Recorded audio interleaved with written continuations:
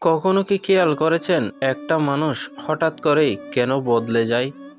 আগে যে মানুষটা হাসতো, বিশ্বাস করত, সবার জন্য ভাবতো, আজ সে চুপচাপ দূরে দূরে থাকে। কেন জানেন? কারণ আঘাত পেলে মানুষ বদলে যায়। বারবার বিশ্বাস ভাঙলে, বারবার কষ্ট পেলে মানুষ আর আগের মতো থাকতে পারে না। সে শিখে যায় কাকে বিশ্বাস করতে হয় আর কাকে অবিশ্বাস। সে শিখে যায় সব কথা সবাইকে বলা যায় না। একটা সময় পরে তার হাসির আড়ালে লুকিয়ে থাকে হাজারো কষ্ট। তার নীরবতার ভেতরে জমে থাকে হাজারো অভিমান। কিন্তু এই বদলে যাওয়া মানে দুর্বল হওয়া না। এই বদলে যাওয়া মানে নিজেকে শক্ত করে তোলা।